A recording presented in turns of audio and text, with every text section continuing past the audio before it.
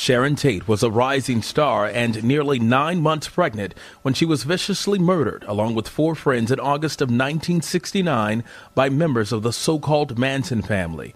Today, the house on Cielo Drive where Tate was killed no longer stands, but Hollywood's fascination with the actress and her murder remains. Charles Manson and 4 of his followers were convicted of the killings in 1971, and while 2 of them, including Manson, died behind bars, the rest remain in prison. It really caused a paradigm shift. I mean, at that point, it was August of '69 when the murders happened. It was December of '69, the last month of the '60s, that this group of what otherwise appeared to be peaceful-looking hippies, you know, young women with no makeup, long hair, peasant dresses, babies, and men with beards, long hair, blue jeans, were all of a sudden put on the covers of every magazine and newspaper, not only in the country but in the world, and identified as the vicious, you know, murderers of this beautiful 26-year-old actress who was 8 months pregnant. And that really shifted how people viewed hippies.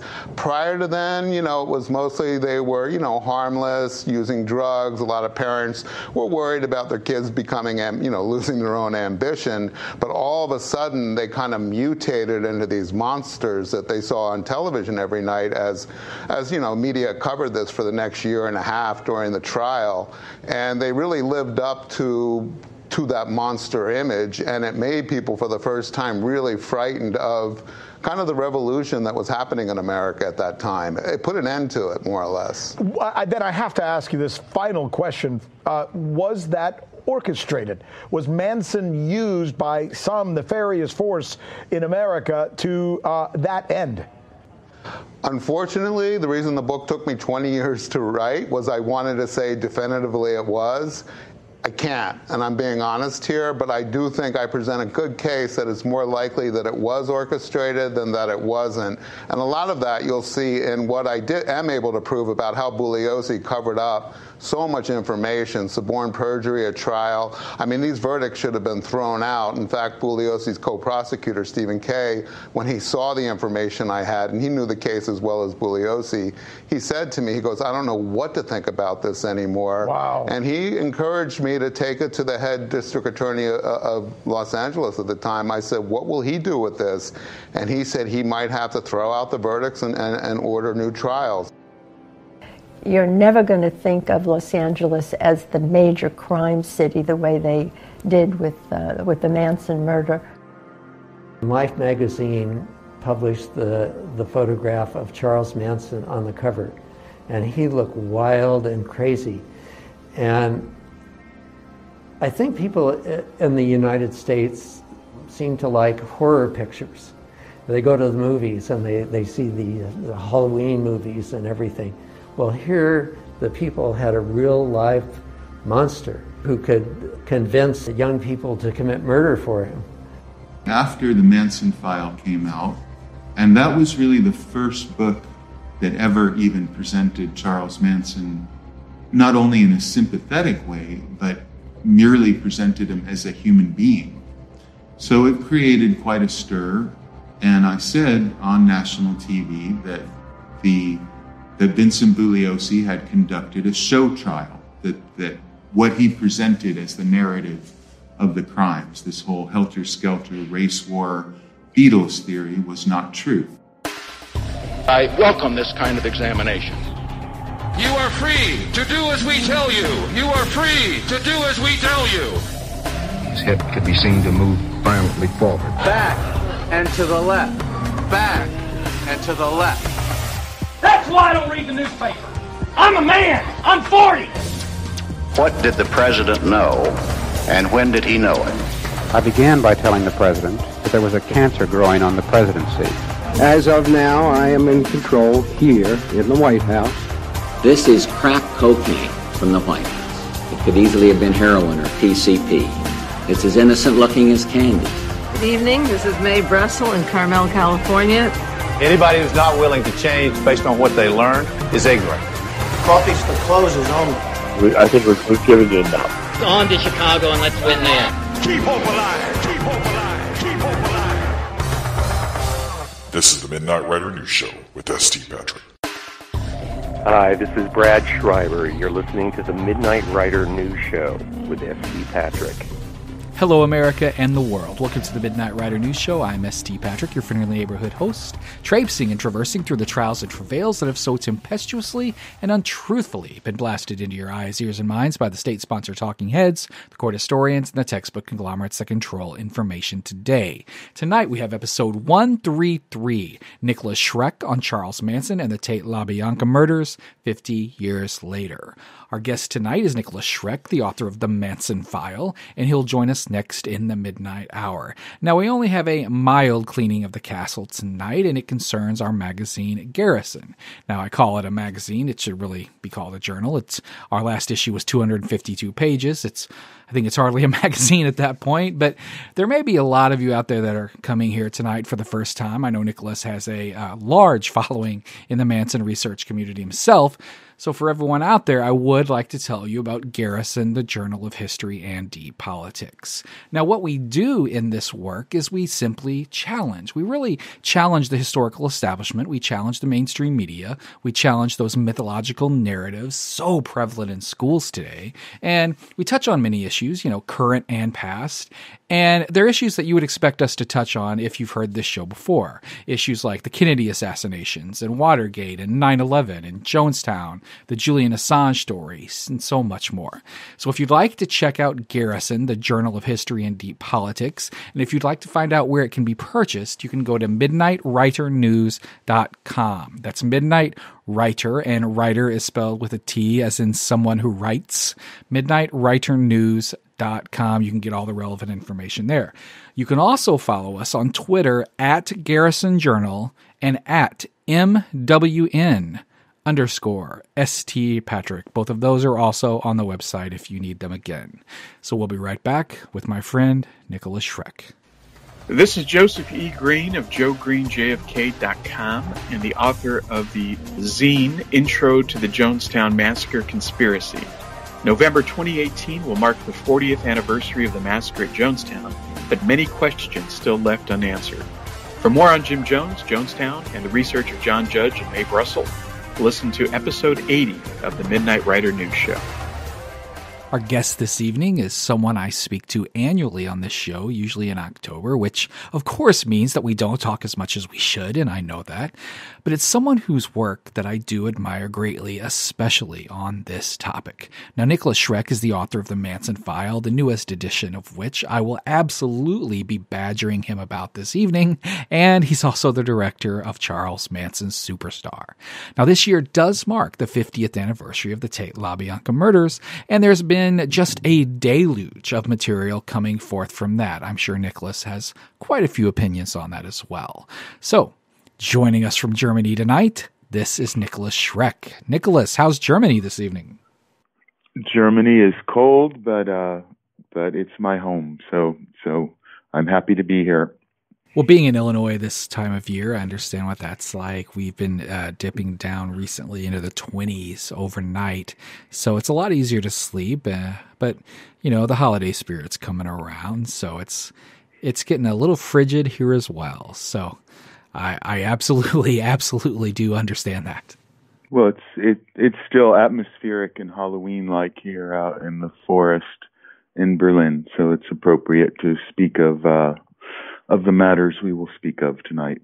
Correct. And what we'll speak of tonight are the Tate-Labianca murders and the Charles Manson story 50 years later.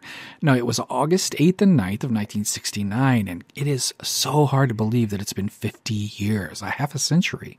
But it's a story, Nikolas, that I still think is really at the forefront of our historical consciousness as a country.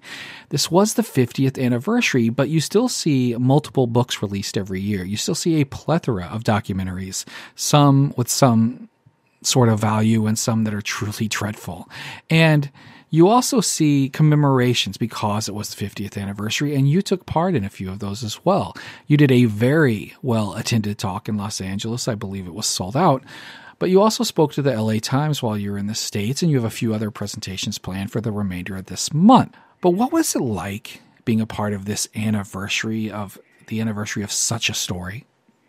Right. Well, I'd say, to put it in larger context, the 50th anniversary of the Tate-Labianca and Shea, who gets forgotten, and Hinman murders from 1969 and 50 years ago, there has been a major sea change in the perception of the case that I don't think people who are maybe not as au fait with the way the media has treated it would really notice. But one of the interesting things, I was invited by the art gallery Lethal Amounts in Los Angeles to, first of all, there were two events to celebrate.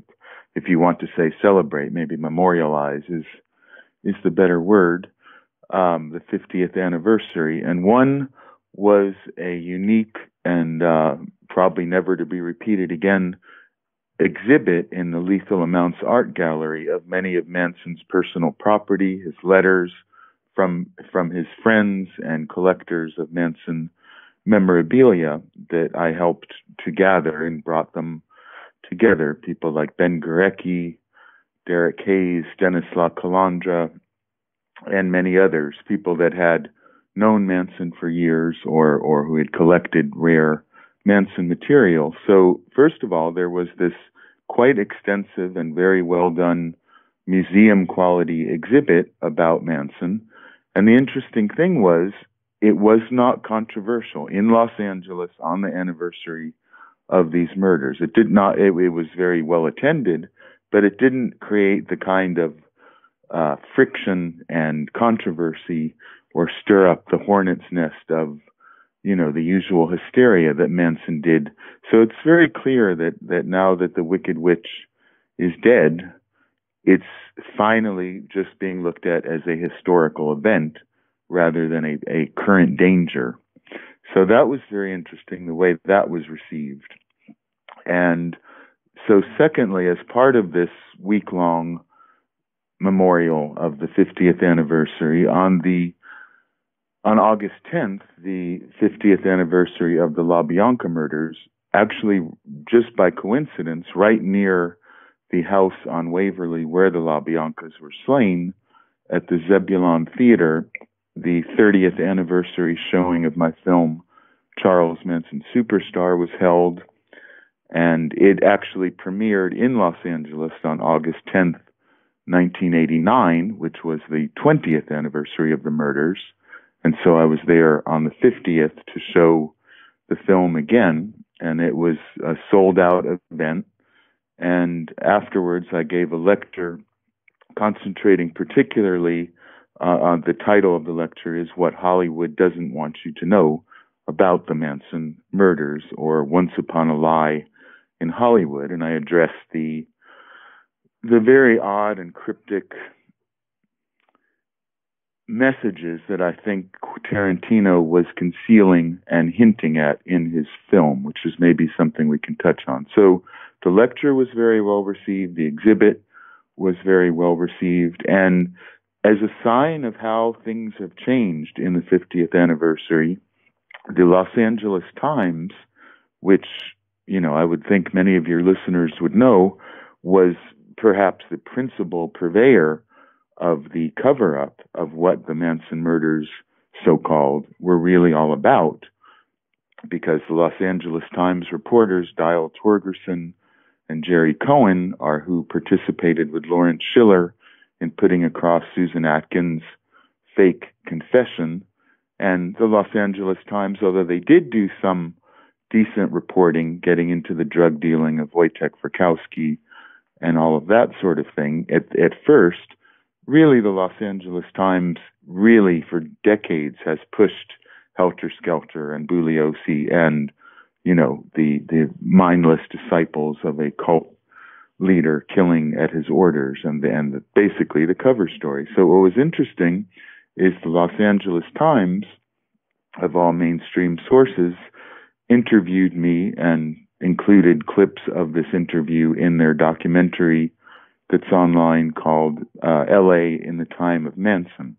Now, they cut out some of the more alarming revelations that I made, but even the fact that they would include me in it was fairly unprecedented, considering that I've been treated as a pariah and a lunatic or a Manson apologist for years, so that the Times would not only include me with the usual talking heads who were just saying the usual things about Manson, but also that they recommended in their article on the 50th anniversary that, that people attend the screening of my film. But that shows, not so much on a personal level, but just in general, there's been a massive transformation of how the media presents this and how the general public is looking at it since the death of Manson, and that it's finally, being put in some sort of normal historical context rather than treated like, the uniquely hysterical way that it is, and sensational way that it's always been treated. And sort of as a follow-up to that 50th anniversary lecture that I gave in Los Angeles, I will be in London, Bristol, and Manchester doing a UK speaking tour on November 18th in London, November 19th, which is the second anniversary of Charlie's passing, in Bristol, and on the 20th in Manchester.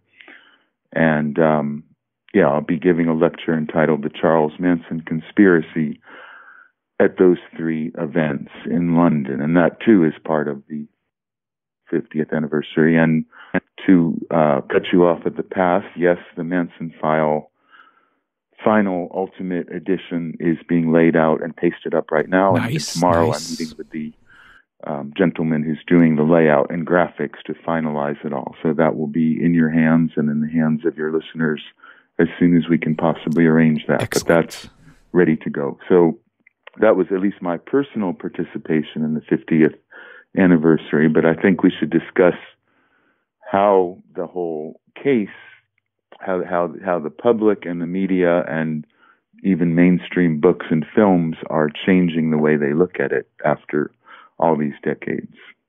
Well, because I've been badgering you about this on the episodes that we've done in the past, I have to ask, is there a more specific timetable for the release? Yeah, this month is what we're hoping for. It's really like just a few more.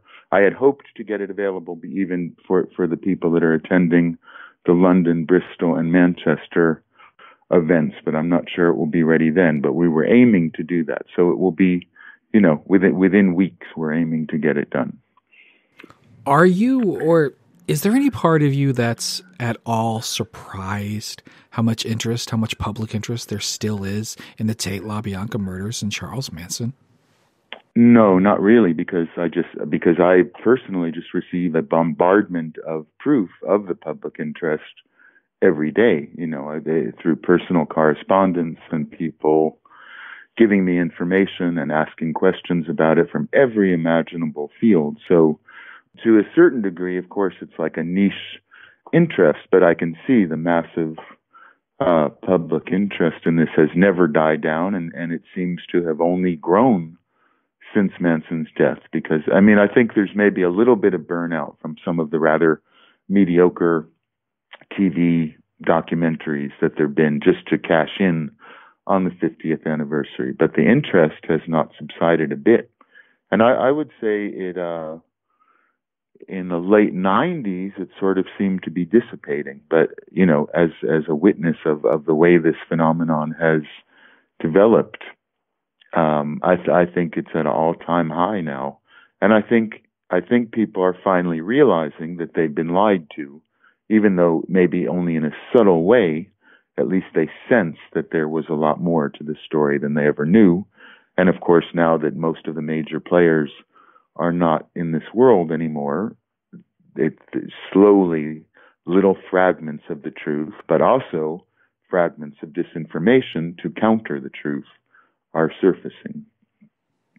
Well, I think the biggest media story regarding the case this year may have been the release of Tom O'Neill's Chaos, Charles Manson, the CIA, and the Secret History of the 60s. Mm-hmm. Now, one of the most used talking points when discussing O'Neill's work, talking points by the media, was that O'Neill had been working on this for 20 years. Now, I do not mean to demean 20 years of research.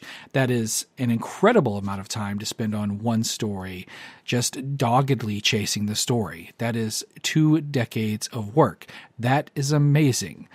But I know that you've been working on this intensively for even longer than that. Now, in fact, O'Neill even came to you at one point and you guys shared some exchanges. Right. So before I ask you to discuss Chaos and the research as a book, take us, if you will, through your interactions with Tom O'Neill. Mm-hmm. Right. Well, yeah, because I don't want to pretend that I'm in any way objective about this, because I just off the bat want to say I knew Tom very well from 1999 when he first contacted me and Zena to interview us about.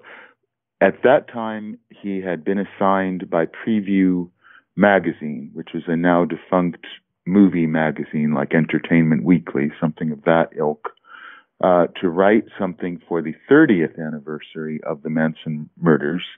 Again, that's a misnomer, but that's what they call them. What he wanted to get into at that time was what was the real connection between Charlie and the celebrities and the beautiful people, and how much was covered up of how many famous rock stars and movie personalities that Charlie actually knew.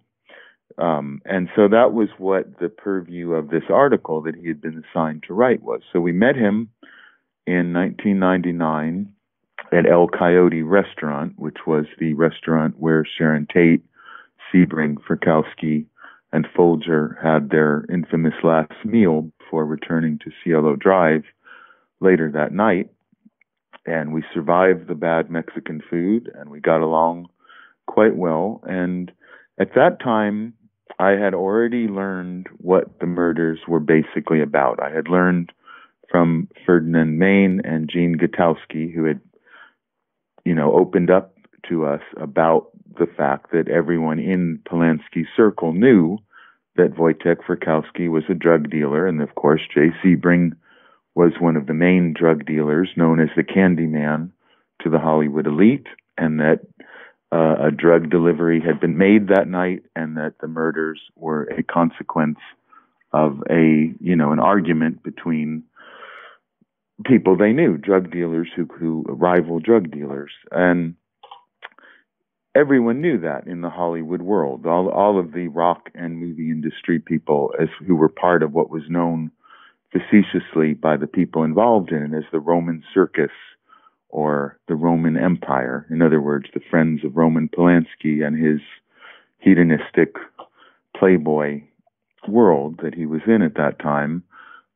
Literally playboy world, involved with Hugh Hefner. And that's what we discussed, and I gave Tom information about how Sebring had cleared out, how Steve McQueen had supervised the clearing out of drugs from Jay Sebring's house after the murders.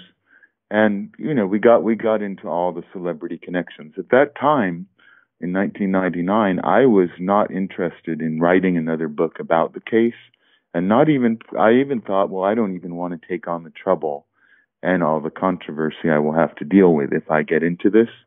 So I was more than happy to say, here is some information, not all. I didn't reveal confidential sources, as I still refuse to do, people who've spoken to me in confidence and who do not want their names revealed to this day out of fear and dread. But, we gave him quite a lot of information pointing in that direction, and, very convivial and cordial, and he pursued it. And I was only too glad to give my blessing. Please, here's this, go look into it, find out what you can find. Maybe with Preview magazine, that would have the clout to get people like Jane Fonda, Warren Beatty, Peter Fonda, many other celebrities to maybe speak a little more openly about this. And of course, they refused to speak to him. And then he started to see that something was being covered up. And then I moved to Germany, and we remained in touch. And he slowly started to reveal that the magazine article had mutated into a book project. And for the next 10 years, we remained in friendly, I would say, collegial contact, trading information on this and that to the degree that we could. And he told me of his travails tracking down Linda Kasabian and Steve Grogan and the people that he had interviewed and tried to get interviews from. And then there was a point where he became convinced that there were many more unsolved murders, which is covered in Chaos, which I do not believe. I think there may be one or two that were involved in killing people who may have been too knowledgeable about the nature of what the crimes were. But he was starting to develop the theory that there were many more murders, and this took almost 10 years, really, as far as I could tell, before it mutated into a book about mind control and brainwashing, which was not at all where he began when he started to research this. And I like him personally, so I'm not saying this is some sort of personal critique, but about 10 years ago, we got into a fairly heated argument because he told me that he had proof on film of some sort, of Tex proving to me that Tex Watson was the mind-controlled slave of Charles Manson, and that basically, here's an odd thing, is he was basically confirming Vincent Bugliosi's theory that the killers were brainwashed by Manson and that they were his, like robots, remote control murderers. And I said, I don't believe that. I don't think any of the evidence supports that. And we got into quite a heated argument about it. And he was more hostile at that point to my sympathy and friendship with Charles. So there was a change in his approach to this. And so we drifted out of contact after this argument. And I've written to him as recently as August. We were going to meet in Los Angeles because for me to review the book properly, because the book Chaos is so completely different than what he presented the book that he was writing years ago, 10 years ago, to be, that I was shocked at how much it focused on this CIA mind control speculation and how much it did not get into the drug dealing and the narcotics trafficking as being the center of what these crimes were about. So I wanted to speak to him before I wrote about before I wrote about Chaos in the new edition of the Manson File, because I review the crop of more significant books that have come out about the case. And actually, he had to attend the funeral of the young woman in the Kennedy family who recently killed herself. I don't remember her hard to pronounce Irish name, but you may know what I mean. So we couldn't meet while I was in Los Angeles. But I did reach out to say, is it Dan Pieperberg that changed the book? Was it the publisher that refused to get into the drug dealing angle? I wanted to assume maybe he didn't have complete control over how this book came out because it was just so radically different than where it seemed to begin, and so completely convinced of the CIA angle, which I am resolutely not even slightly convinced of. So I wanted to speak to him. I have not been able to. I hope that I will be able to. But so that was our personal relationship, and we discussed for a decade together. And I was looking forward to, and I congratulated him on the book, even though I don't agree with many of its conclusions. I have to say he did do excellent work in unearthing certain facts, things that had been speculated about. He proved them by finding the paperwork that absolutely proves some of Bugliosi's lies. And I think, after your next question, maybe I should go into what I think he did unearth and reveal in Chaos that is very significant to the case. And those things have largely been missed by the media. Those things have been ignored because, for the most part, the public and the media has focused on the CIA brainwashing angle. But there are aspects that he did reveal which are significant, so I'd like to get into them too. Sure, yes, and that's part of why we're here tonight. Now, my favorite review of this book today, my favorite review of Chaos, has been the one that Jim DiEugenio did at kennedysandkings.com. I think it's really sharp. And it's a two-part review, which I think is very fitting because Jim makes the case that it's almost two books in one. You know, first, you have the tearing down of Vincent Bugliosi and the Helter Skelter mythology.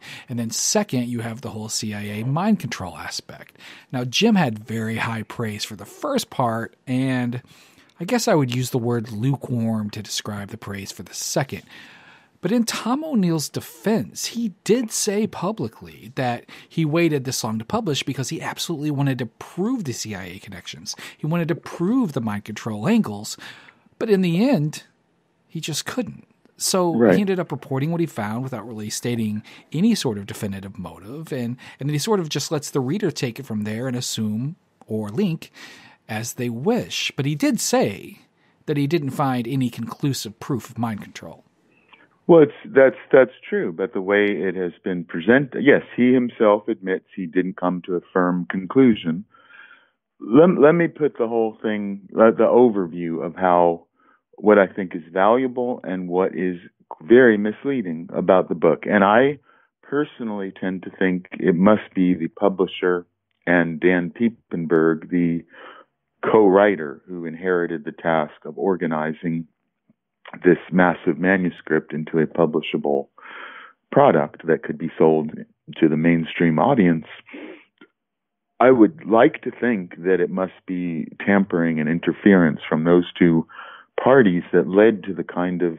I think the book is strangely structured and does not convey a clear message. I think it is very oddly put together, and you know, it's not clear in communicating, and that seems to me like too many cooks spoiled the brew. What was significant that he revealed about Bugliosi was how Rudy Altobelli, the owner of Cielo Drive, and Terry Melcher were absolutely proven in the book to be colluding together in a conspiracy to conceal how well Terry Melcher knew Manson. Now, that is very important. But now, and let me ask you this, because you've read the book too. On one hand, absolutely, Tom tears apart Bugliosi, which was great, and he shows what a megalomaniac, narcissistic liar, and how willing he was to be vindictive against anyone who challenged him. That's all great. And he explained to a mainstream audience these things that Manson aficionados have known for decades about, his neurotic behavior, thinking that a milkman was having an affair with his wife, and his violent treatment of women, all that sort of thing. It's to Tom's credit that he's revealed that to a mainstream audience. So he did conclusively prove through talking to Altobelli and Bugliosi and Melcher that they conspired to perjure themselves in court, that they lied about how well Melcher knew Charlie. And it's mentioned just in passing that Melcher actually recorded Charlie, which is a very important thing because the whole legend and myth is based on the lie that Melcher didn't really like Charlie's music and refused to record him. But I don't know if you even noticed it, because it just sort of, like many very important things in the book, it's just kind of run through in passing in one paragraph and not gone into in detail.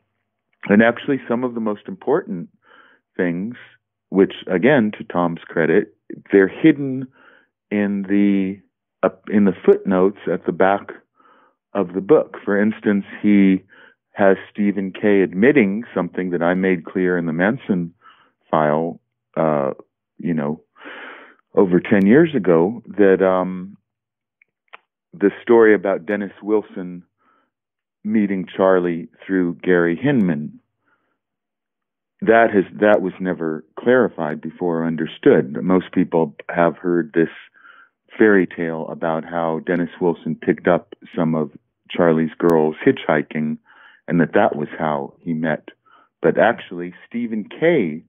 is cited, the prosecutor, one of the prosecutors, Bugliosi's sort of reluctant right-hand man at the trial, revealed himself, but this is hidden in tiny print in the footnote, and that was very frustrating. But here you have one of the major pushers of the Helter Skelter myth, and that Dennis Wilson and Melcher really didn't know Charlie that well.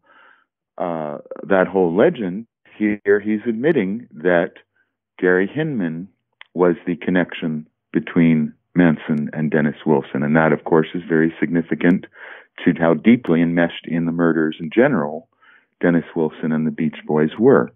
But it's significant. A lot of the important things that I thought were of significance were just hidden in, just glossed over very quickly. Or, for instance, it mentions again in the back of the book that Steve Parent, the 18-year-old boy who was murdered there, it just says there was a lot more to that murder than has been known. And that's it. Doesn't explain it. So that was very frustrating to me as somebody that knows the details of the whole case. I thought, why going into the CIA but ignoring the meat of the true story of the whole Manson saga? And that's what I would say my main criticism are these 2 points. Is he keeps saying that he's demolishing the Helter Skelter myth and legend, and yet does he really do that? No, because he is still buying Bugliosi's main wrong conclusion. And I don't even believe Bugliosi believed this, mind you. Let's put it another way. O'Neill pushes Bugliosi's main prosecutorial argument that Charlie brainwashed these people to kill. And I am saying that is categorically untrue. They killed on their own for their own reasons. These were totally ordinary crimes in the drug-dealing milieu. There was no brainwashing or hypnosis involved. Charlie had no hypnotic powers. It was not a cult. It was a group of misfits who basically got into desperate financial straits and committed a crime. But so the first thing, I completely reject the idea that there was any brainwashing, that there was any mind control. So then when we get deeper down the rabbit hole into the idea that this has to do with the MK Ultra plot that Manson somehow learned at the Haight-Ashbury Free Clinic through Louis Jolyon West from MK Ultra, how to brainwash people, I completely reject it, because isn't that what Bugliosi's saying, that it was all about brainwashing? So I find it very confusing, because on one hand, Chaos says Helter Skelter wasn't true, and yet it takes the basic plank of Bugliosi's argument that Manson, was a hypnotic hippie cult leader who brainwashed these people to kill. And I just reject that categorically. So the whole idea, and it's very specious, the evidence presented what, if you haven't read the book, any of you out there listening, basically the whole thing is based on this idea that MK Ultra had a significant part to play in at least the Cielo Drive murders, is based on the very weak fact that Louis Jolyon West, a CIA official who was involved in MK Ultra, that's a historical fact, worked at the Haight-Ashbury Free Clinic where Susan Atkins and Charlie and other members of the commune went. Well, there's no proof they ever met. There's no proof they had any dealings with each other. And furthermore, since I'm saying there was no brainwashing, Tex Watson and Linda Kasabian went out that night on their own volition. There was no hypnosis or mind control involved. So that's the key point that I have to underscore, and that I find people get sort of lose the forest for the woods here. There was no CIA mind control because there was no mind control, period. Charlie was not some hypnotic. I'm talking about a person I knew for 33 years. He would just find it laughable, and I find it ridiculous to think he was not a joiner. He was not a follower. This is not someone who would cooperate with any organization, let alone the CIA or the FBI. So, I have to put it on that personal basis. But again, the main thing is, where is the proof that these murders were committed because of mind control and brainwashing? I think that is the most ridiculous part of Bugliosi's claims, and I don't think that Chaos actually refutes them. So what did you think of that part? I mean, doesn't it basically say this was about brainwashing? So how does it really debunk Helter Skelter? That's my point. Well, having had the benefit of our 6 hours of discussions and having really looked into this case more than the average American, I would guess, as I read Chaos, as I did over a span of about 4 or 5 days, I always had our conversations at the back of the mind. So, like Jim, I was sort of, celebrating that victory lap, stomping all over Bugliosi's career and his image. But then I got to the mind control angle, and I was, like Jim, much more skeptical. But early on, O'Neill tells this story of reporter Mary Niswander coming into a severe conflict with Bugliosi. She was very critical of his work and very critical with how he dealt with witnesses. And he threatens her directly, and he says, I know where your kids go to school, and it would be very easy to plant narcotics in their lockers. And I mean, I just dumbfounded.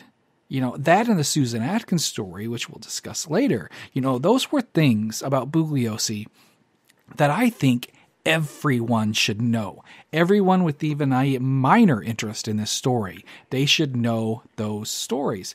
And Helter Skelter was the biggest selling true crime book of all time. We can't forget that. But now we all have to sort of collectively ask why, because the true crime, it wasn't true at all. Right.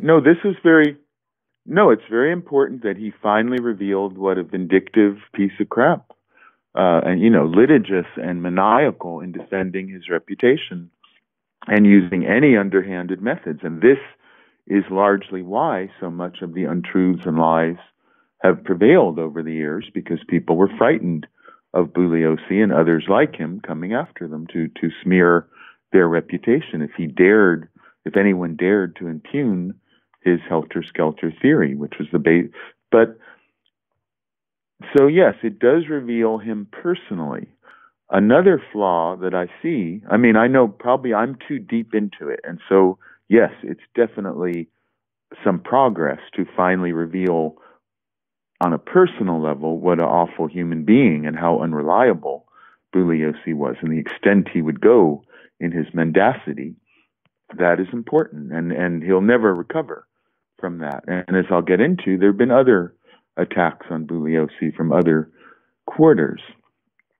The problem with it is it makes it sound like Bugliosi was only an arrogant egomaniac who just couldn't let go of his false theory of Helter Skelter. I believe it is more sinister than that. I'm quite sure of it. I don't believe it. Bugliosi was given a task to do. Bugliosi, in my opinion, was the front man for a much deeper, true conspiracy, not on a insane, sensational conspiracy theory level. He was the front man for an attempt to conceal the drug dealing that was going on at Cielo Drive, and deeper, the narcotics trafficking and criminal network that was involved with movie studios, with managers of rock bands. He was the entertainment industry's shill, and he had a job to do. I believe Bugliosi also went out of his way, and actually Paul Watkins, one of the commune members, mentioned this in passing in the book Life with Charles Manson, that Bugliosi actually was aware of Tate-Labianca's mafia connections. And what Charlie maintained to me always through all these decades was that he didn't hate Bugliosi and didn't even have any personal animus against him. He saw Bugliosi as a mafia tool who had been put in there to cover up what the murders were about. And so he didn't even resent them. He saw them as both being on the same different sides of the criminal street.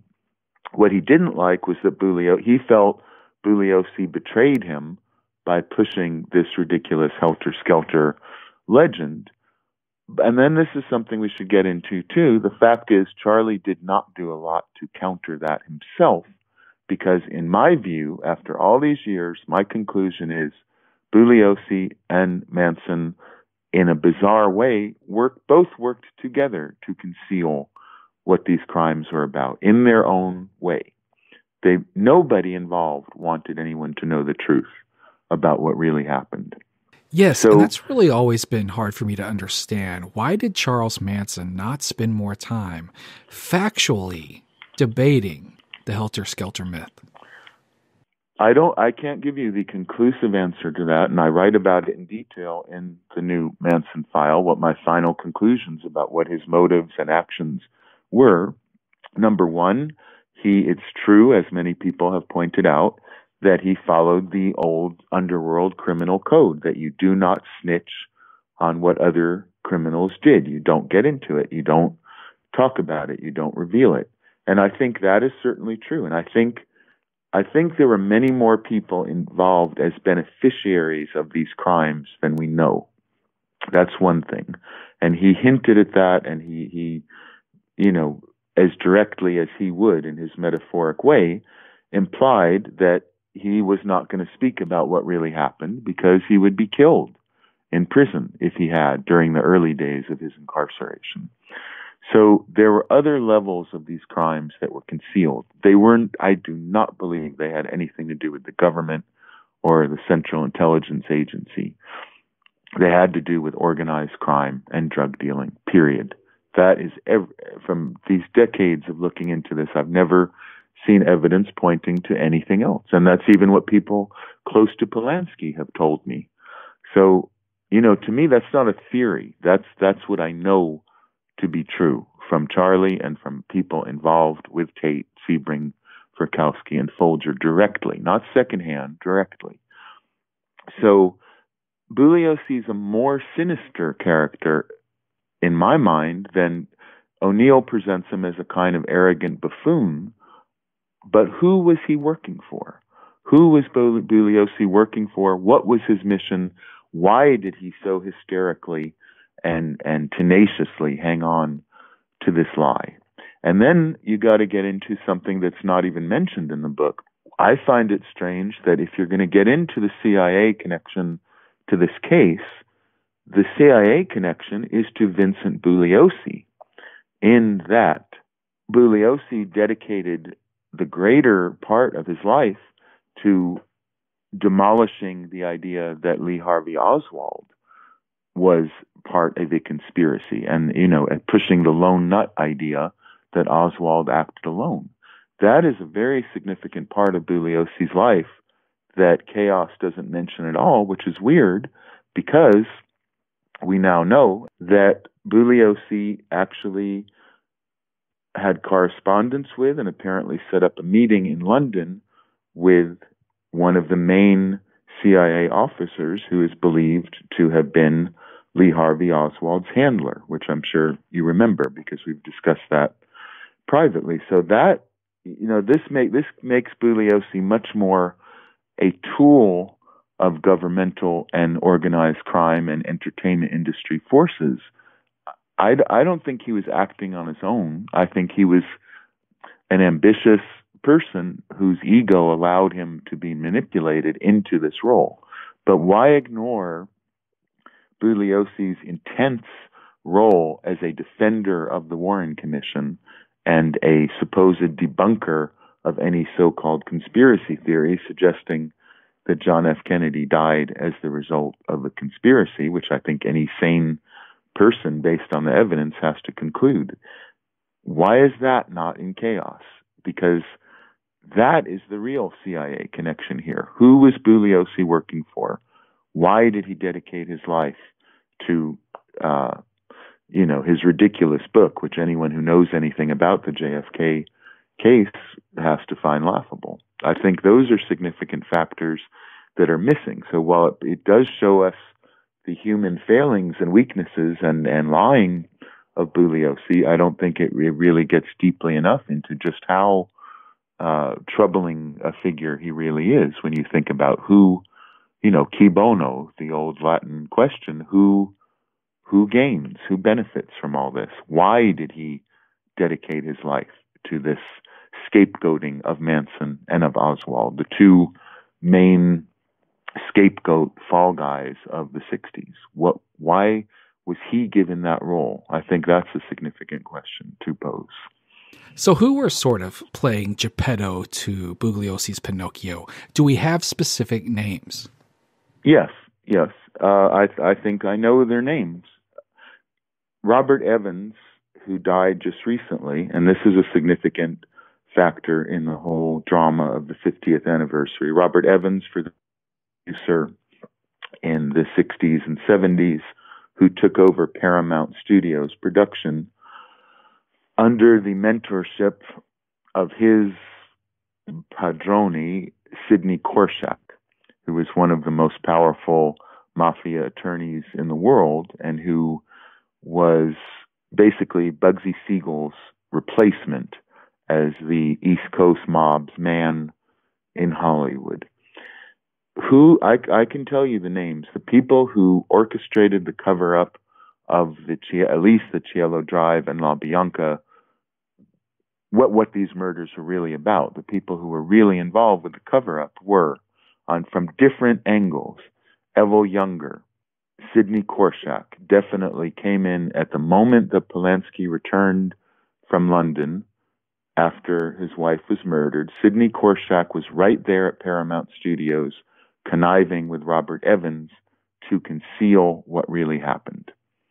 Evel Younger, from the judicial point of view, had supervised the Sirhan trial, which, we have to remember that the RFK murders had just happened a year before, and Evel Younger definitely helped to frame Sirhan and with his co-Intelpro connections and as a crony of Nixon and Reagan, Evel Younger, I believe, pushed the angle, which people misunderstand, of blackening the reputation of the counterculture and the hippie movement after the fact of the murders, not orchestrating the murders to smear the hippie movement, but after Manson had been revealed to be involved with these crimes, used him as a scapegoat for the agenda of the Nixon and Reagan administration. So I think Evel Younger, Sidney Korshak,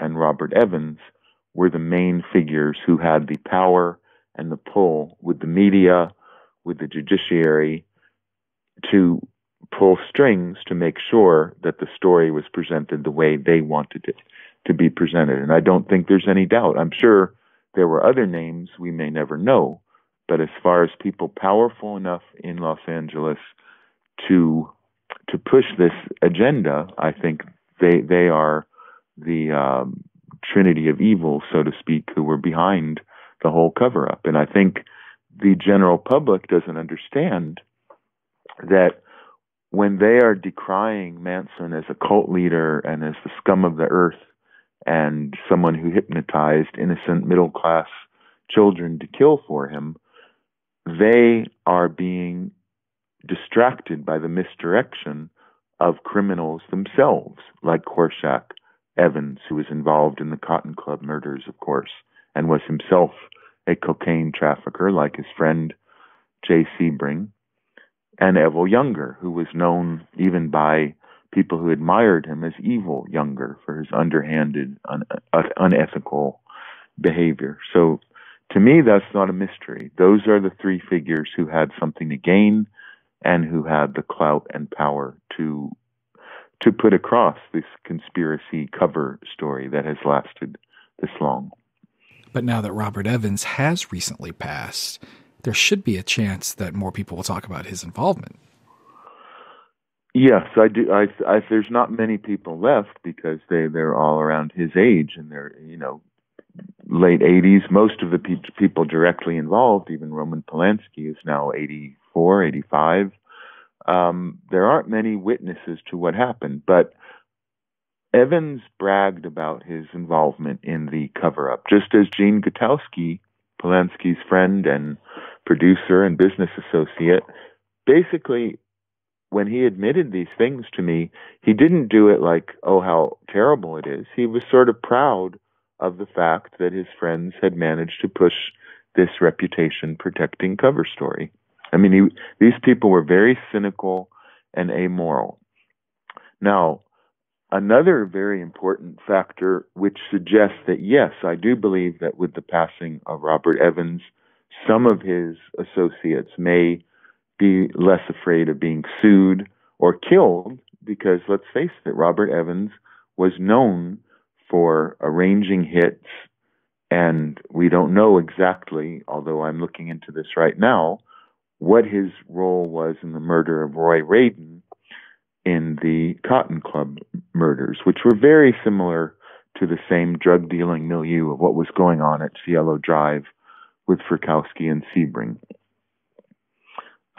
So now the significant factor I was referring to is, and this has been ignored by the mass media completely in the 50th anniversary, is that the gentleman who replaced Jay Sebring, who Sebring named as his successor should he die, recently revealed to the Hollywood Reporter, which is far from a subversive conspiracy-mongering rag, but is in fact the Bible of the Hollywood establishment.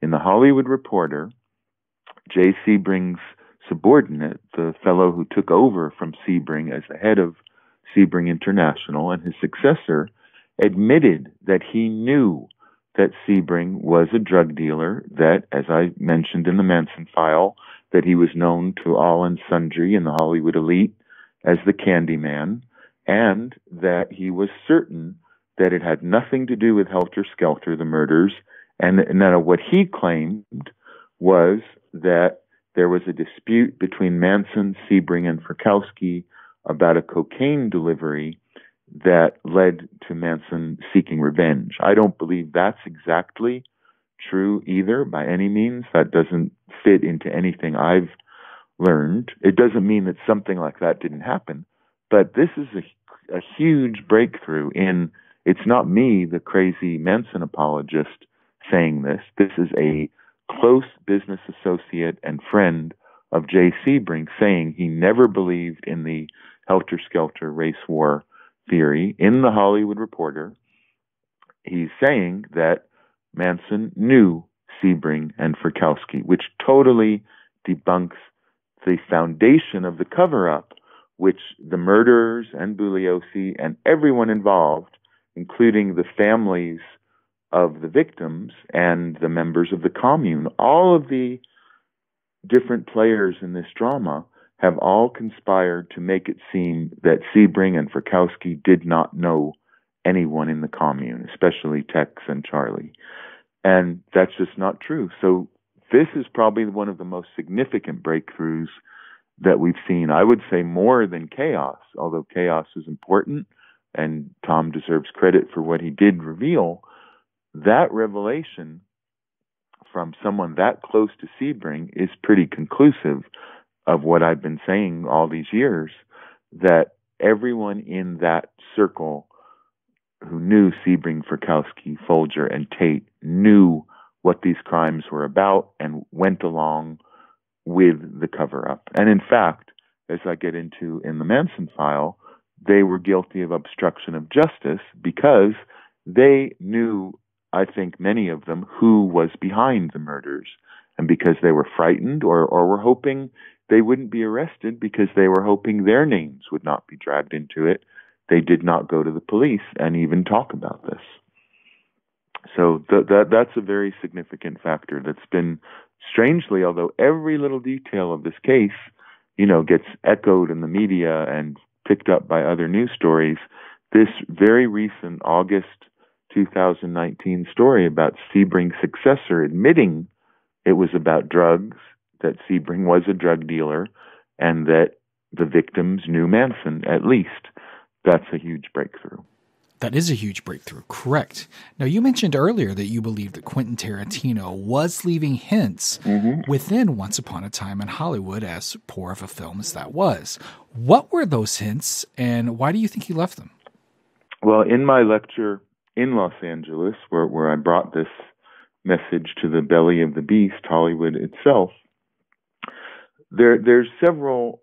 For one thing, I know that Tarantino knew people who are aficionados and connoisseurs of the case who do not believe in Helter Skelter. I happen to know from personal experience that he knows people very well who have the information to provide to him that Helter Skelter or cult leader hypnosis was not what the Tate-Labianca murders were about. Secondly, as a protege of Harvey Weinstein, so I don't think I have to say anything more to make it clear about his character and unreliability, Tarantino is deeply enmeshed in the Hollywood establishment. He's looked at as this rebel, bad boy of the cinema, but in fact he's, completely enmeshed in the most conservative power center of the Hollywood elite, and he has been for decades. So someone that comes from Weinstein's circle is not going to reveal Hollywood's ugliest secret, which is the truth about the Cielo Drive murders. But what he did do in the film, which I personally detested and found in every way, unconscionable, aesthetically in every way. I know many people disagree with me, but I guess knowing what I know about it and knowing what he could have revealed and how cowardly that film really is, the hints that I'm referring to, which I mentioned in my talk in LA in August, are these, is that for some reason, he includes the characters Steve McQueen, Mama Cass, Michelle Phillips is seen briefly, and let's just take, because I can't explore the whole thing in the time allotted here, but why include Steve McQueen in this film? There's a brief scene where Steve McQueen is watching Sebring and Tate dancing, if you remember that. And McQueen was at the center of the cover-up of Sebring's drug dealing. As I mentioned to you earlier in this interview, McQueen supervised having Sebring's receptionist and another young woman that Polanski knew go to Jay Sebring's villa and clear out all of his drugs before the police came, and so that they couldn't figure out what the murders are really about. And perhaps for his own gain, because I haven't been able to discover who sold this copious amount of drugs and where did that go. But I believe that Tarantino used McQueen because he knows that, and everyone in the Hollywood elite knows of Steve McQueen's role in the Manson murders cover-up. It's even mentioned by Colonel Paul Tate in his memoirs, and certainly Colonel Paul Tate, Sharon Tate's father, was not, a conspiracy theorist. He even knew that Steve McQueen did that. Vincent Bugliosi even mentions it briefly in Helter Skelter, though doesn't connect the dots. So it's well known in Hollywood lore that Steve McQueen was deeply involved in the cover-up of Sebring's death, and that's why I think Tarantino includes him as a visual reference, but again, in a cowardly way. Why not get into the truth about this thing after 50 years? It's because I think Once Upon a Time in Hollywood is propaganda for Hollywood to again make it look like Hollywood itself was innocent and sweet and utopian, and this evil. The way the Manson commune is presented in the film is ludicrous. It's like in a 70s horror film about witches, the way that the girls in the commune were presented in the brief scene where Brad Pitt goes to the Spahn Ranch. The way they were presented is nothing like their actual behavior and comportment. It was more out of like the mood of a B horror movie from that time. So I see the film as propaganda for Hollywood and yet another concealment of the facts.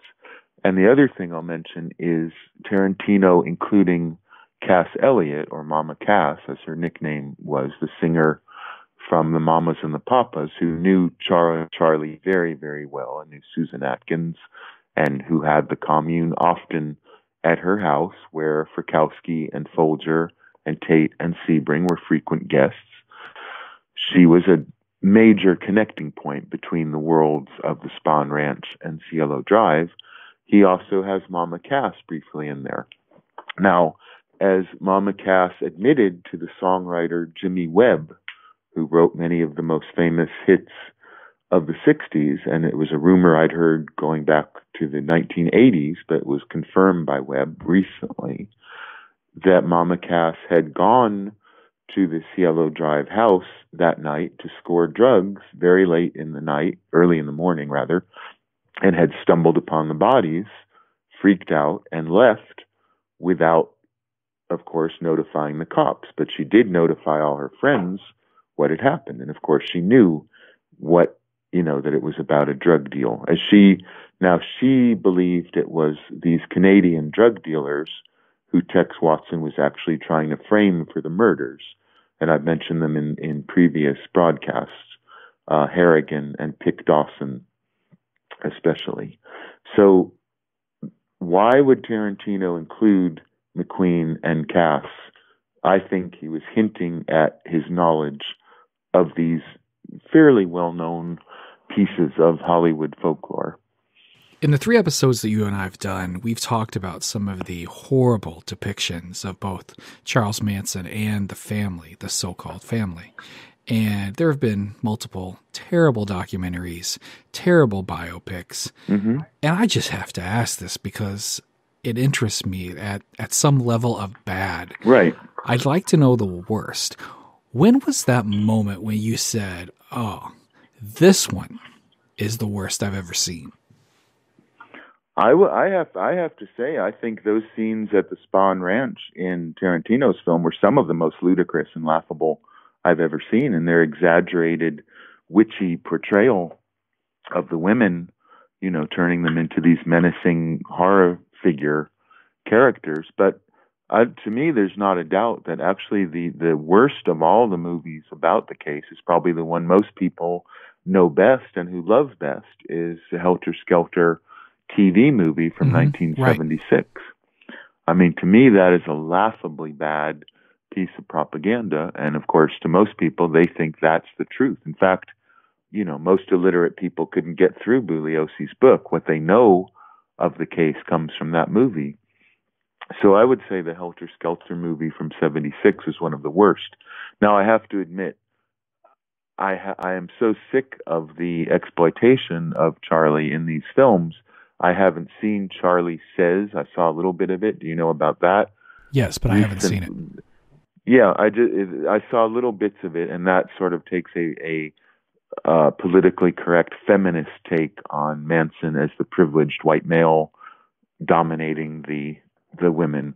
It has a very politically correct neo-feminist flavor, and it also is laughable. It doesn't capture the Manson I knew, but of course, if watching films about someone you know very well, it's not believable. It's not credible. So I admit I come from a very slanted source. I've now actually recently Mindhunters, and I don't follow the mainstream media whatsoever. I only hear about this from people who are caught up in it. But I guess it's a popular television show in America. I don't know if you're familiar with it.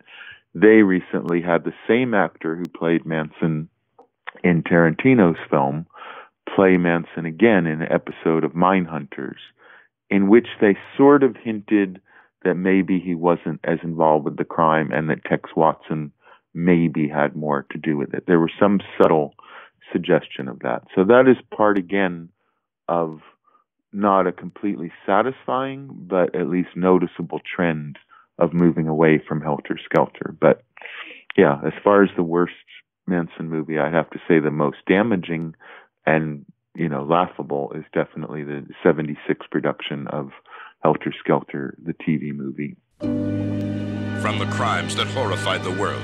Oh my God, Darren. From the best-selling book that revealed every true and bloody detail. Now comes the motion picture that has already shocked 100 million Americans.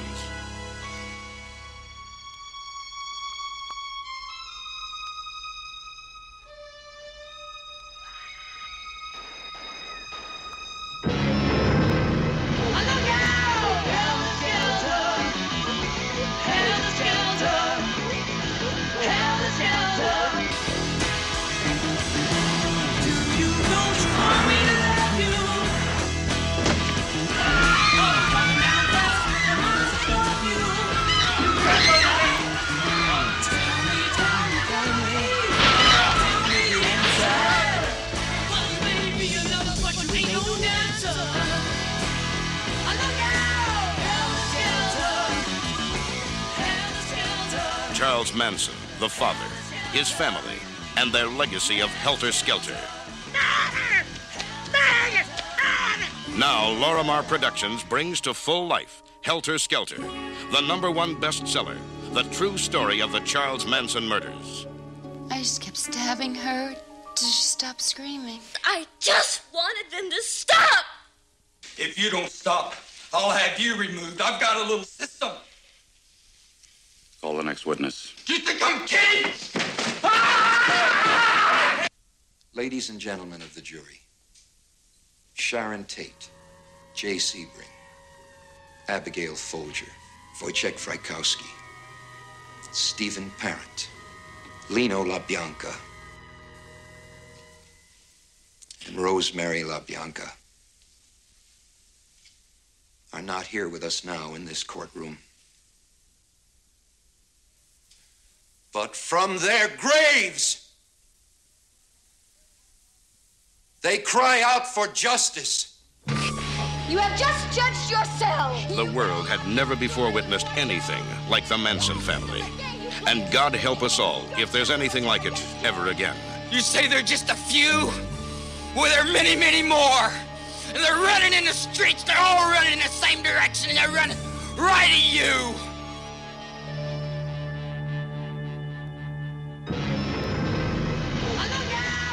Helter Skelter, the true story, the whole story.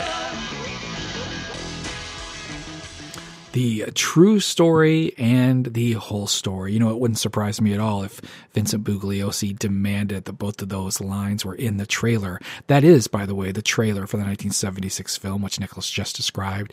A truly terrible trailer for a truly terrible film.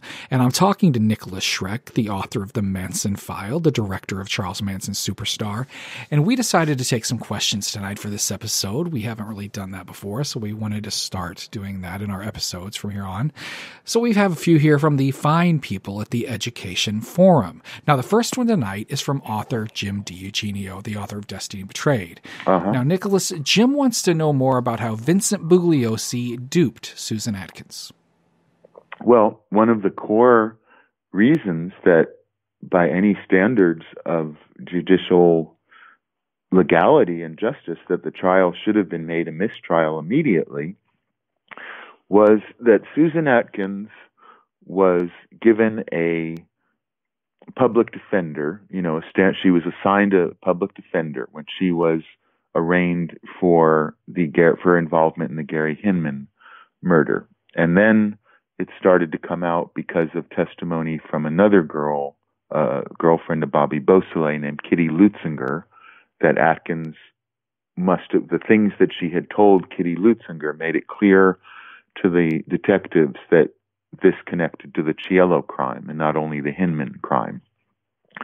So she was assigned a public defender, but then the court changed that public defender and gave her Paul Caruso and Richard Caballero, two mafia lawyers who were deeply connected to the drug dealing milieu and actually had represented Joel Rostow, who delivered the drugs to Cielo Drive, who represented one of the Canadian drug dealers that supplied Wojciech Frykowski with the MDMA that he was selling that night that led to the murder. So this was a complete, violation of vested interests in every way. Furthermore, Paul Caruso, who was a notorious, lawyer for the mob, he had represented Mickey Cohen, who was one of Manson's heroes and who Manson knew some of Cohen's subordinates even in the 60s.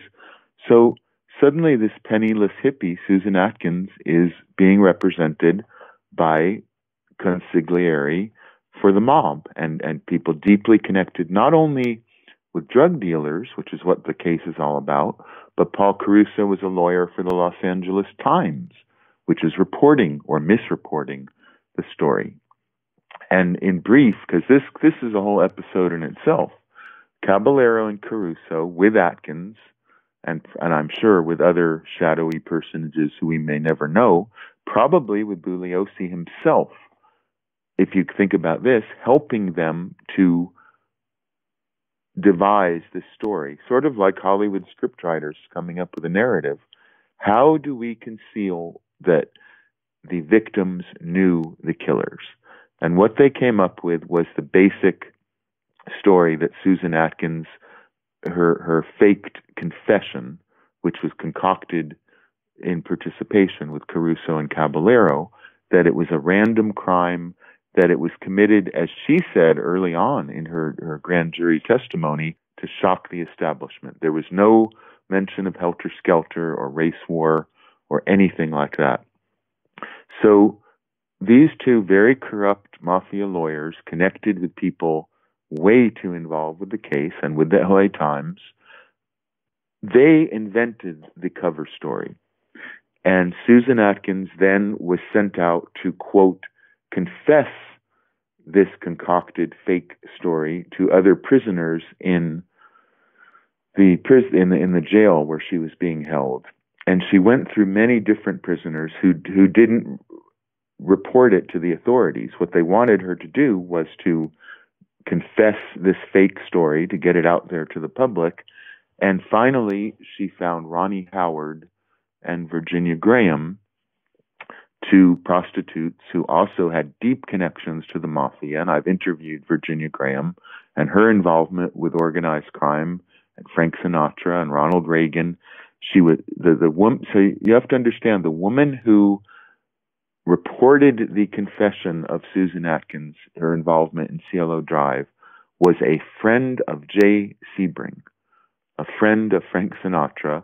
In other words, someone, again, like Caballero and Caruso, deeply involved in the Cielo Drive scene.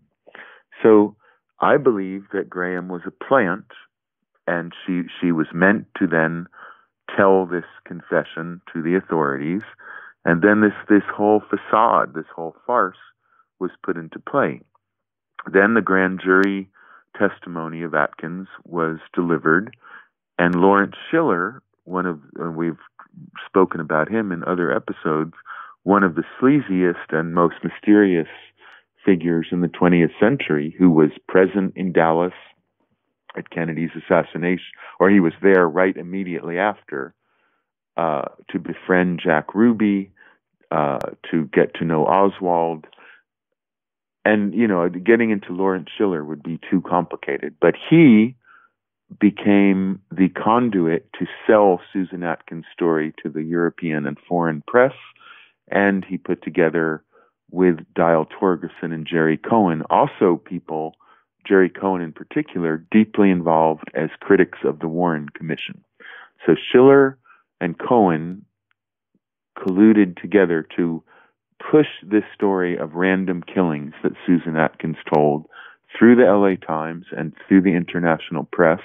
And early on in, the awareness of even who Charlie was, this book, The Killing of Sharon Tate, was published under Lawrence Schiller's name, which basically got the cover story out to the public. And by any standard of a normal trial, here you have a defendant, her own lawyers having her admit she's guilty and putting across information that would make it impossible to get a fair trial for Manson. Because in The Killing of Sharon Tate and in that report, he is already presented as the manipulative cult leader who ordered them to kill. So there was no way he could ever get a fair trial after that. And that was the point of this whole procedure. So the obscure names of Caballero and Caruso and Schiller need to be much higher up on people's radar, as significantly as Bugliosi in the plot. Bugliosi came along in a more prominent role a little bit later, though he was apparently already involved in these shenanigans. So, how can you imagine that happening today? It would be a mistrial. So I think that answers Jim's question. That from the very beginning of the trial. Now, the other thing is that Bugliosi promised Atkins, if she went along with all this, that she would get some kind, vaguely made promises that she would get preferential treatment or a lesser sentence or that sort of thing. And then as soon as Linda Kasabian came into the picture, Gary Fleischman, her lawyer, made a deal with Bugliosi, which he admitted in the most cynical, amoral way. Gary Fleischman, Kasabian's attorney, admitted that Bugliosi really didn't like Atkins as his main witness because she didn't look the part of a reliable, innocent person or a believable person. And Linda Kasabian had a more wholesome appearance, even though she was in fact one of the instigators with Tex Watson of the murders. So Gary Fleischman convinced Linda Kasabian to accept the deal that Bugliosi and Aaron Stovitz, the original prosecutor, offered her, was, we will give you complete immunity for the crimes if you just go to court and repeat this story that Bugliosi has concocted. And Fleischman has admitted that that story was not true, that the story that Kasabian told him, under the protection of attorney-client privilege, had nothing to do with Helter Skelter or cult leading. He admitted and has continued to admit it was a fiction, which the deal was Bugliosi and Stovitz said, you repeat this story and you get immunity. And so people are concerned about Bobby Beausoleil or Leslie Van Houten getting paroled in their 70s, when they're harmless, elderly people. But they're not worried about the fact that Linda Kasabian has been out and still involved in the drug dealing milieu for decades. She's out there in Washington State. She's lived a free life, and she is, in fact, along with Tex Watson, the person responsible for the murders of these people, because she plotted it along with Watson to get revenge on Frykowski. So what could be a more atrocious miscarriage of justice than that?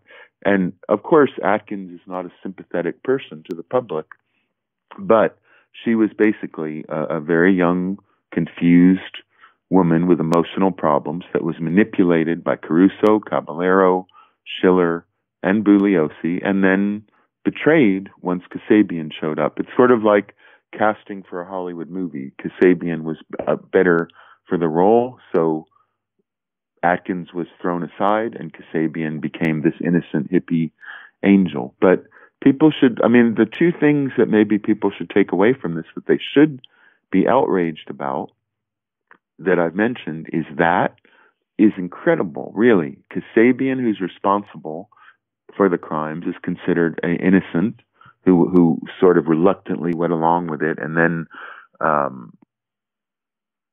became a heroine because she turned tables on Manson and was responsible for his conviction through her false testimony. And the second thing I mentioned, which I think many more people should be aware of, is this recent revelation of Sebring's right-hand man and successor admitting that the victims knew the killers. Those two facts alone should be enough to make people angry and not complacent. And it goes way beyond just the fascination of the Manson case. It gets into the fact that lies of that stature corrode the public good. They destroy any ability to trust the judiciary or the government. And that is much more significant to me than the specious claims of CIA mind control. The way the LA courts colluded with the entertainment industry and organized crime tells you who controls the media, who decides what your opinion should be. And that is a much more real and tangible fear that we should have about who runs our society, who manufactures our reality. Agreed. I absolutely agree. Now, these next few questions are from David Andrews. The first being this: what can Nikolas tell us about Manson or any other visitor coming to the Cielo Drive house after the Texas Watson murder party left? Yeah, in brief, Charlie told me multiple times that he did in fact go back to the Cielo Drive house, outraged after he learned that Tex and the others that went with him had not cleared up any of the evidence or gotten rid of fingerprints. And the significant thing here is far from thinking, oh, good, you went out and followed my orders, when they came back to the ranch, he said to Susan Atkins something to the nature of, you stupid cunt, you have put me back into prison. So he and an associate who he never named, so I don't know if it's a male or a female at the ranch, or maybe someone not even that we know. It's possible, though I have my suspicions of who it is likely to be. They went back to Cielo Drive, which Charlie knew and had been going to, since 1968. It was a place very familiar to him. And he admitted to me how frightened he was going there, not knowing what he would face. And what exactly he did there, I can only speculate. I believe he must have had a lot to do with the rearrangement of the corpses and creating the scene that the police found. Although, what I can gather, there were at least 2 returns, that 2 different teams went back, and that maybe other members of the commune were there, but I cannot prove that other people went to the crime scene. But Charlie's goal in going back there was not, even this is a cover story, not to go to make sure that they killed these people. That's not true. What he did is he went back to cover up the evidence and to disguise the nature of the crime. And he admitted that he left the glasses as a false clue that for a while were very distracting to the police. He admitted that he left a hand towel on the face of Jay Sebring. So, and I believe he did some dragging around of corpses and that kind of thing, though he did not admit that to me. But for instance, the anomaly of all of Sharon Tate's blood being on the porch, it seems to me, and I have no doubt from the descriptions of what the murders actually were, she was murdered outside and then brought back into the house and tied up in this grotesque scenario with Jay Sebring as a way of showing in reference to Sebring and Tate's S&M relationship, to make it look like an inside job. So Charlie admitted that he went back to the house, told me that many times. A bizarre thing about that is when I first met him, he was very angry at Nuel Emmons, who actually was the first to reveal that Charlie had gone back in his flawed but interesting book, Manson in His Own Words, which was published in 1987. And at that time, Charlie was really angry at Nuel Emmons for printing that because he thought it was off the record. And then years later, when I went into much more detail of what he told me in the 2011 edition of my book, he had no problem with it at all. So I have no explanation for that mystery. But yes, he absolutely went back. And Stephanie Schramm, brand new member of the commune that Charlie was very smitten with, has admitted that Charlie came back at dawn to Spahn Ranch. And this was roughly an hour or so after one of the neighbors at Cielo Drive had overheard 2 men on the front lawn arguing very forcefully. And I have no doubt one of those men arguing was Charlie. And David would also like to know, and you discussed this a little bit, but maybe we can explore it a little further. He wants to know, had any members of the Tex Watson murder party been to the Cielo Drive house prior to the night of the murders? Oh, yes. Well, okay, the significant factor here is Charles Tex Watson was introduced to the prior tenant of Cielo Drive, Terry Melcher, the music producer and son of Doris Day, in 1968 by Dennis Wilson, who was Tex Watson's friend as much as he was Charlie's friend. And it's been completely ignored because Tex Watson has been very strangely airbrushed out of this whole case, that Charles Watson was allowed to stay at Cielo Drive in 1968 when Terry Melcher and Candace Bergen were living there, and Mark Lindsay of Paul Revere and the Raiders. And when Terry Melcher would be in Europe or away, he would let Tex Watson stay there. He was very good friends with him. And Tex Watson sold drugs from the guest house and the main house, and there's no dispute about that. I've even talked to people who remember having met Tex Watson at Terry Melcher's house and buying pot and acid from him there. So that's the drug dealing milieu that we saw with Wojtek Frykowski and Sebring was already going on when Terry Melcher was living there, and Tex Watson was the drug dealer at Cielo Drive. He didn't live there permanently because he basically floated around from the Spahn Ranch to Cielo to Dennis Wilson's house, and had several apartments in Hollywood and elsewhere, and on Wonderland Avenue where the Wonderland murders occurred. So yes, Tex Watson and Charlie knew Cielo Drive very well, and most of the girls in the commune had been there many times during Melcher's residency. Now, how many times between February and August of 1969, which is when Polanski and Tate moved in there, how many times had Charlie or any of the girls or Tex been back there? I can't say. But I do know at least once, and that was when Linda Kasabian and Watson went there to make a deal with Wojtek Frykowski about this MDA that he apparently ripped them off about, and that what was led to the murder. So Tex was a very familiar figure to everyone there, and also Rudy Altobelli knew Tex very well, according to a source that I've spoken to recently who knew Altobelli. So yeah, that Watson and Manson at the very least, but many of the girls in the commune as well, knew Cielo Drive very well. And I'm glad you brought up Rudy Altobelli, actually, because David's last questions, well, it's kind of a three-part question, so I'll ask them all at once because they kind of go together. He asks, is there any truth to the rumor that Patricia Krenwinkel lived for a time in the guest house with William Garretson? Why was William Garretson not harmed nor the guest house entered on the night of the murders? And did the Watson party or any other visitor assume Rudy Altobelli was inside? Okay, I've looked into this very persistent rumor that Patricia Krenwinkel, who used the maiden name of Tex's mother, Montgomery, Patricia Montgomery, in an interview, it was mentioned that Garretson lived with someone named Patricia Montgomery or Patricia M. something. And it has been speculated that that was Linda Kasabian. I have pretty much confirmed that that's not true. I'm sorry, Patricia Krenwinkel. And I've determined that's not true, that there is no proof that I have ever discovered that Krenwinkel knew Garretson, but that has been a very persistent rumor that I think is just based on a coincidence of names. So I don't think that's true.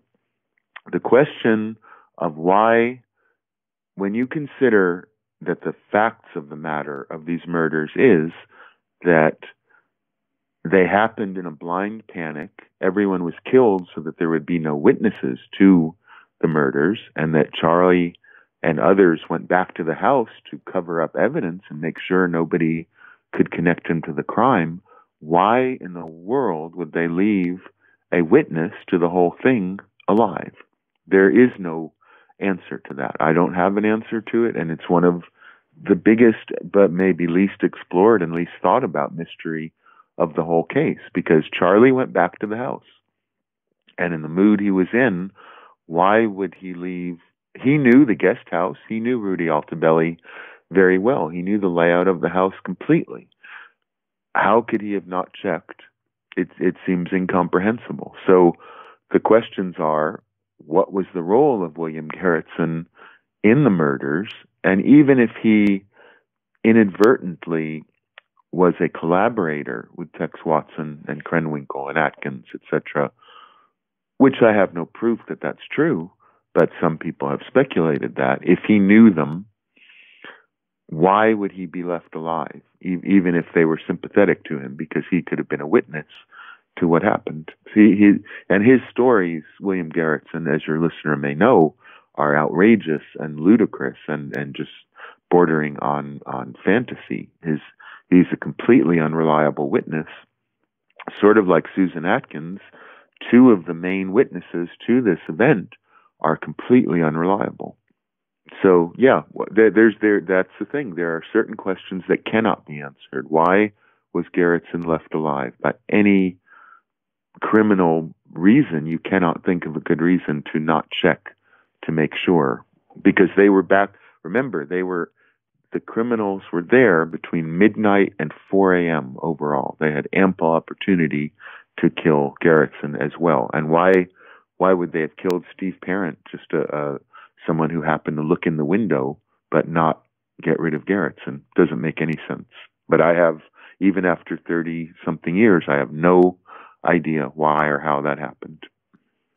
Were they assuming that Rudy Altobelli was inside? That I don't know. I know that I have no idea if they did, but I don't think they had any particular grudge against Rudy Altobelli.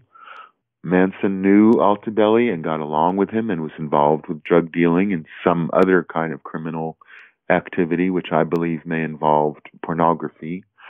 He knew Altobelli very well, and Melcher and Altobelli were up to no good in the Cielo Drive house going back a year before that, 1968. I believe that they would have known that Sharon Tate and Altobelli were in Italy. So, because Altobelli was in Italy at the time of the murders. But I've never even heard a rumor or speculation that Altobelli was a target of these crimes. I do believe that Altobelli knew what the crimes were about completely. There could even be something slightly suspicious in the fact that he was away from the house, because I know he deeply disapproved of Frykowski being there. And, now I've also heard that Altobelli continued into the mid-70s and even early 80s, that Cielo Drive continued to be a drug and sex haven, even after all the public attention. Cielo Drive itself is a character in this thing, and its role as a drug dealing hub goes back to when Melcher was living there. But no, I've never heard that Altobelli was a target or that anyone believed he was there. Although he did know Tex Watson and he did know Charlie Manson very well. You mentioned Nuel Emmons Manson in his own words earlier, which brings us to a question from Cliff Farnell. He asks what your take is on the account of the Tate-Labianca murders in Manson in his own words. Well, it's very interesting that account differs from all others, and I think I knew Nuel Emmons quite well shortly after he put the book out, and sort of what I imagined happened with Tom O'Neill's book. The publisher, Nuel Emmons told me that Grove Press tampered with the original manuscript, which he gave them greatly, and they just added things out of the blue, or, and Emmons himself, I don't think he was not a good writer. He was not a professional writer. So the book is a mess of various editorial approaches, and Grove Press, the original publisher, put stuff in from other books. But what's interesting, there are many interesting things that are mentioned in Emmons' book that were not mentioned anywhere else before that, and one of them is the description of the murders, which is completely different than anything that had been printed before or since, and I would direct it's not exactly right either, as far as I know, but it's certainly different than the Helter Skelter and the usual scenario of how the murder is presented. I think you answered most of the other questions from the Education Forum within our discussion tonight, but the last one is from Dennis Berube, and Dennis, I apologize if I mispronounced your last name, but he wants to know, did Manson ever talk to you about Reeve Whittson in any way? No, never. And I have to say, until I read Tom's book, I have never heard that name. I've looked into him a bit, but then that doesn't mean that what O'Neill claims about this person isn't true. But no, Charlie never mentioned that, and nothing. You have to understand, we talked about these things over and over again from different angles constantly, and he talked about his opinion of the CIA and CIA people that he had encountered, but not at that time. And no, there was never any time where he mentioned any figure that even remotely resembles that person. And until I read Chaos, I never knew the name. So I'm not really in an authoritative place to even speak about it. But from Charlie himself, never mentioned any of that. I want to ask you about the historiography of this case a little bit. Now, because it's such a controversial case, you know that the books, of course, have spanned the spectrum of possibilities, focusing on characters and focusing on smaller and larger aspects of the case. But we do have the early books, of course, one being Bugliosi, which we've discussed tonight, and then we have works like Ed Sanders' The Family. Now, this spans through the growing number of books released this year. Which works can you recommend and which are to be avoided at all costs? Well, I have a very different approach to it. I would say almost none of the published literature on Manson himself or the case is totally reliable. I can't think of a single volume I would ever say was totally reliable. If you want to understand what the Manson commune was really like before the murders, I would say absolutely required reading is Lynette Fromm's book, which was published in August of last year, to very little acclaim and almost no media mention, Reflection, which is printed by Peason Hall Press of George Stimson. If you want to have an understanding of what the group actually was, I would say Lynette Fromm's take on it is the closest to the truth. She does not in any way touch on the murders, and what she does have to say about them is, very indirect.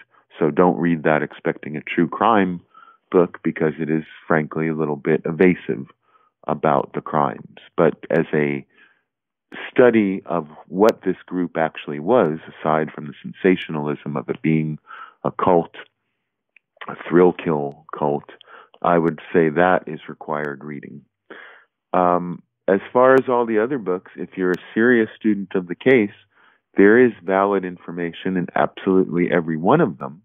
But the problem is it is diluted with an ocean of bullshit. And the problem is discerning which is which. Ed Sanders' The Family has very, very important information in it. But for just to think off the top of my head, Ed Sanders was the first to mention Joel Rostow, the minor mob figure who brought drugs to Cielo Drive the night of the murders, and he was looking into Joel Rostow.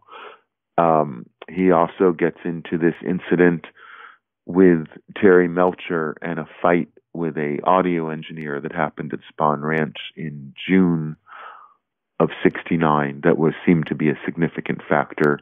He gets into that in detail. There's a lot of very important information in Ed Sanders' book, The Family, because he was researching it even before Helter Skelter came out and sort of solidified the myth.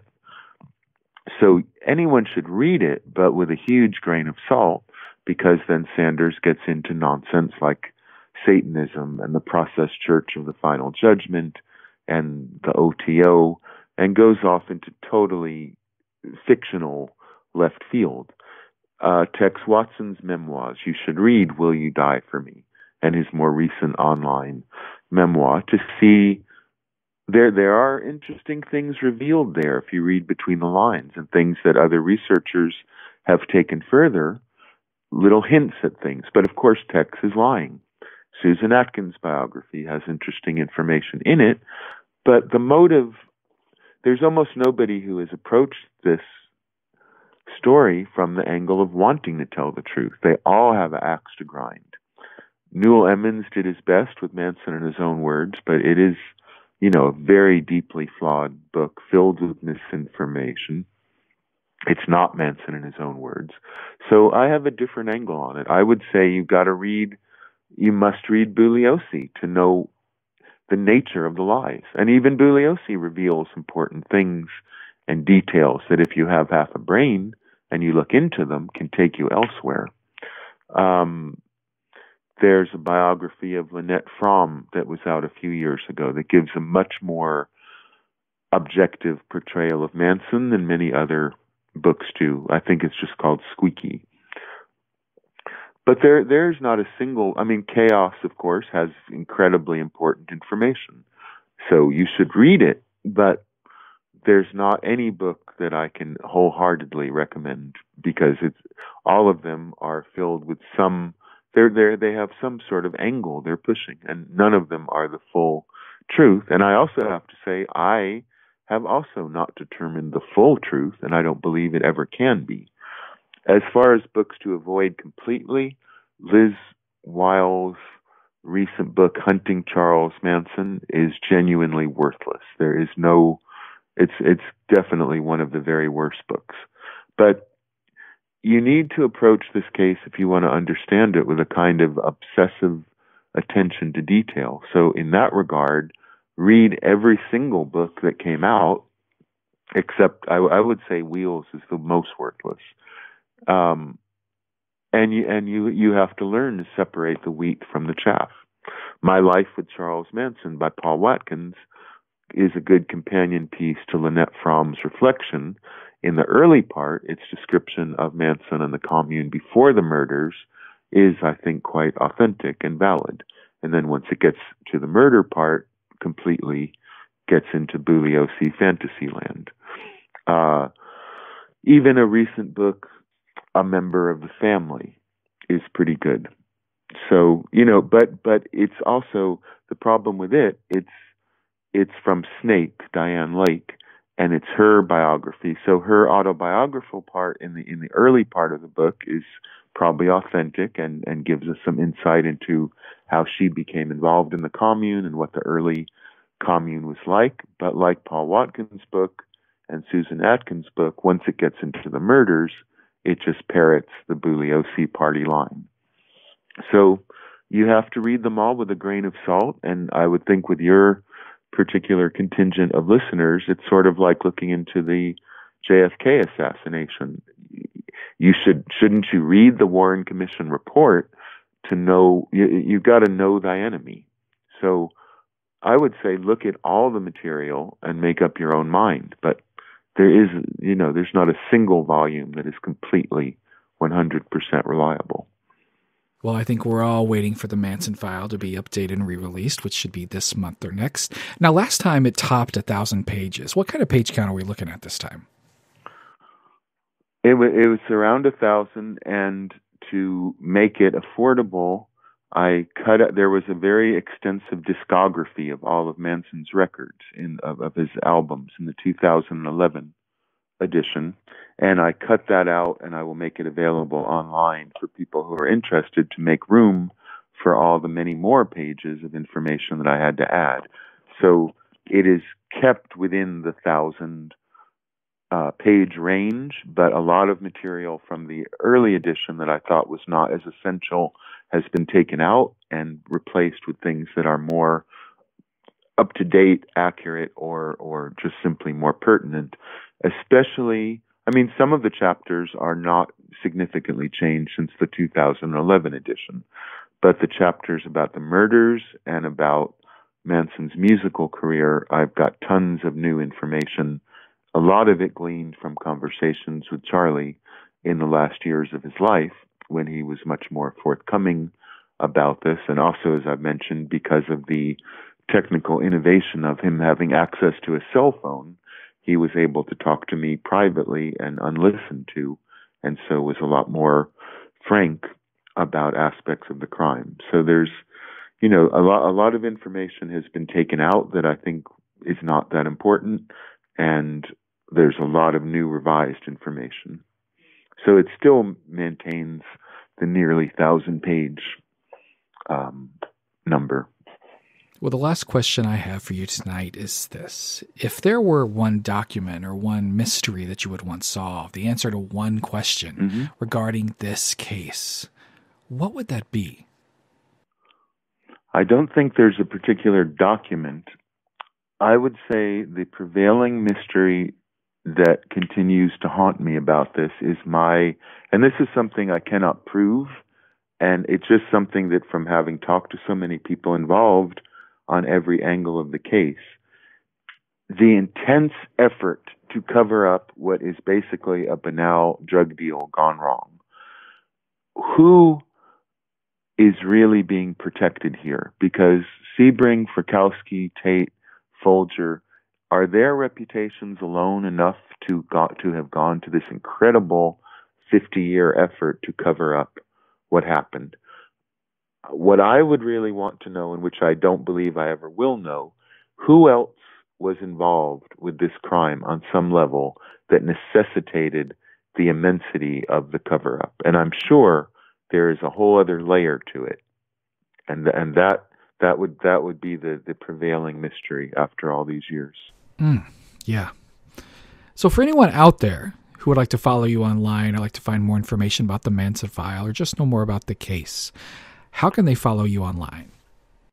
If you're interested in the Manson File and the case and Charlie and his philosophy, his music, his spiritual ideas, his ecological ideas, then we have opened, actually in 2017, on Charlie's final birthday, we opened a closed Facebook group called the Manson File, Myth and Reality of an Outlaw Shaman Official Circle, and that is attached to my Facebook page, Nikolas Schreck Official. And if you just answer 3 questions that are asked, you can then gain a huge encyclopedia of information from very informed people and people who knew Charlie personally who were involved with that group. And that is where the publication of the book will be announced first. And then you can find me on all the standard social media platforms of Instagram, Nikolas Schreck Official, Facebook, and my website, Nikolas Schreck. So, I'm fairly accessible to find, and I will answer questions that are posed through my representatives if your readers have other, or listeners have other questions. But I'd say the best source, if you're particularly interested in my work on Manson, which is only, one strand of the work that I do, then you should sign up to the Manson File closed Facebook group. And this has been Nikolas Schreck, the author of The Manson File. This is his 3rd appearance on the Midnight Rider News Show. You should absolutely check out the other 2. That's 6 hours of content in 2 episodes, and he goes into detail on the entire case. It's fantastic. I have yet to be disappointed. So, Nikolas, I want to say that I can't thank you enough for the time that you do take. And I know it's been a lot of time, but I can't thank you enough for taking the time that you take to do this with us. And by us, I mean myself, but also the listeners. You've always been so very kind and so very generous. And I want you to know that I really do appreciate it. It's a privilege and an honor, and I always appreciate the high level of your discourse, and thank you to your listeners for their intelligent questions as well. So we will see each other very soon, I hope. Oh, I hope so. I definitely hope so as well. And when the book comes out, I definitely have some ideas. We've talked about a few of those. So I'll definitely be in touch regarding those. So I'm St. Patrick. This is the Midnight Rider News Show. We'll be right back. This is Richard Bartholomew of the Center for Deep Political Research. For more on the future of JFK assassination research, the deep political realities of the 2016 general election, and the research regarding the Mac Wallace fingerprint, allegedly in the Texas School Book Depository, listen to episode 70 of the Midnight Rider News Show.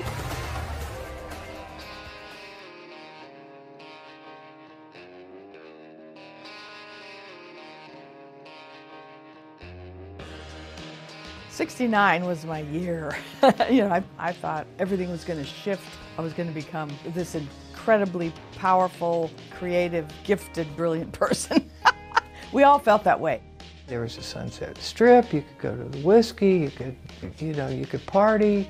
A lot of drugs, a lot of drinking, a lot of fun, and free love was all over the place. It was a great place to live. Really felt like the most magical place to live and be, and anything could happen there.